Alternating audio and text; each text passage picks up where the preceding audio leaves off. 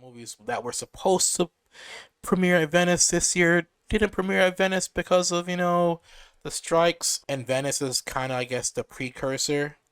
I mean, we're still talking about strikes. We're not talking about strikes, but Venice is like the overall precursor of how potential the festival and award season will go.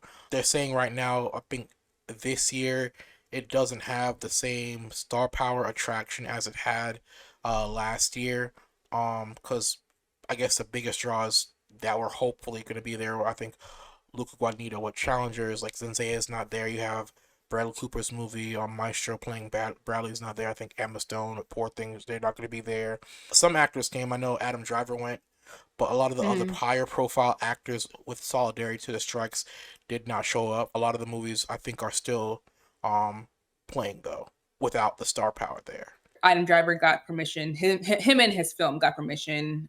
Jacob Elordi, who's in Euphoria, got permission to be there for Priscilla. So like they're there, but Venice is like it's equal to Cannes in terms of like how glamorous the film festival is built up to be.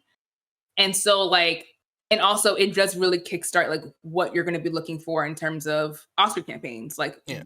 what that kind of sets the tone for the rest of the year. So it is a big deal, and for people not to really be there because of the strikes, it did. I know I was not interested. I was just like, whatever. Those film festivals in particular are really good for international films. I feel like those films really thrive at these type of festivals. I'm ready for like Toronto, New York, BFI, because I feel like that's when we'll get like more. Not only we'll get more stars to be showing up because they're independent films, and if they've gotten granted the waiver that they actually can promote it. So we'll actually see more of that in those festivals. They'll just be able to kind of see more films are coming out in those festivals than were slotted for Venice. Ava DuVernay's film Origin, she's the first African American female director to make a cut for the Venice competition berth, which is like Mm-hmm. it's like the first female African American director to make it. So yeah, that's amazing news coming out of it. But other than that, it's Yeah. been like meh. Got Yeah, like it's Roman crazy. Polanski and Woody Allen, living it up there. Although the critics don't like Polanski's movies, took him long enough. But yeah, Mm. Yeah, but speaking of Woody Allen, he premiered his film. I don't know what it's called. I don't care. He premiered his film there with his wife and his children. You know, the wife who was once oh his stepdaughter. stepdaughter, yeah. Yeah, that one. And they premiered their little film over there. And I legitimately saw two reviews from two major organs of the entertainment press talking about how this was his best film in years. Apparently, protesters were there. Like, so people actually did object to him being there, which is great. And then he had the nerve to be like, I don't know what cancel culture is. What does it mean? And it's like, all right, Woody Allen. And then maybe he doesn't know because things are still working out for him. Like, there have been no repercussions for his behavior at all. Like, there are certain instances where I don't even want to say cancel culture, but I'll say just public accountability Yeah. where that has worked, right? And then there have been other instances where it's just falling completely flat. And he's one of those instances where it's like, well, you can't prove it and it happened such a long time ago, so we're moving on. And a lot of these big name stars have worked in his movies, have wanted to be in his films, have praised him over the years. If it's your job to go over there and review the movie, like you don't have a choice in reviewing it. But I feel like how you review it, they don't care what happened to his daughter. Like they just don't. Yeah. All they care about is like, are you making good art? And we're just going to judge you on the art. The whole separating the art from the artist thing, I don't even, I just. I was about to say I the feel same like thing. There are certain qualifiers where the separating the artist from the art works. In this situation, you raise a young girl with your wife, and then now, when she becomes 18, you marry said young girl.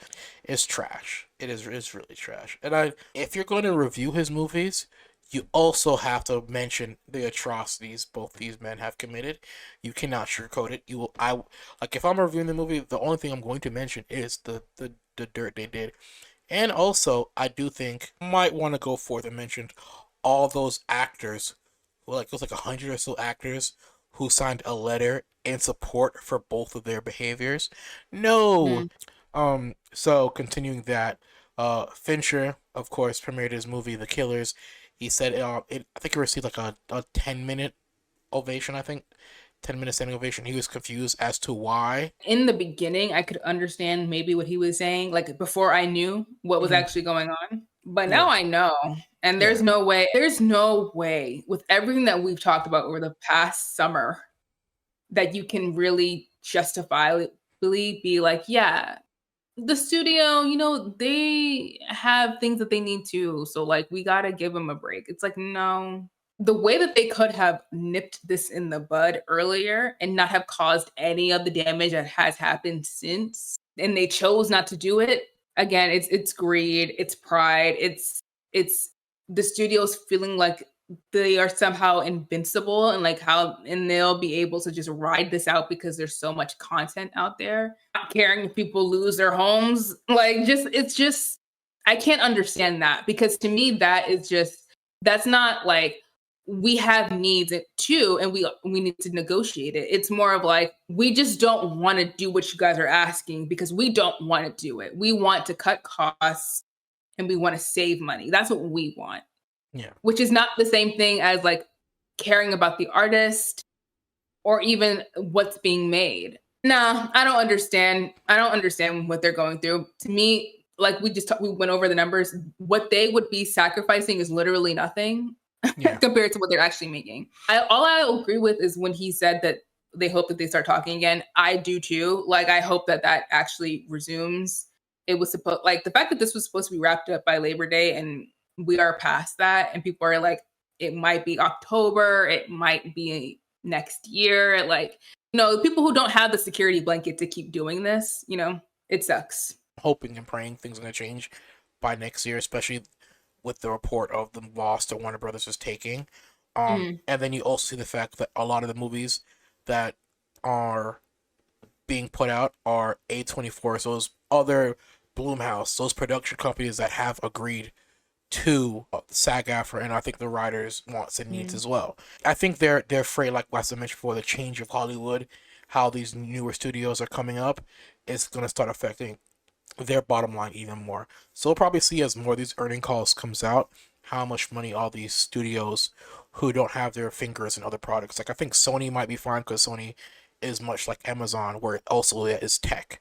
But your Right. Disney's, your ABC, like those companies who are solely dependent on entertainment, they'll they're gonna be really hurting in the next couple months. Did you like that clip?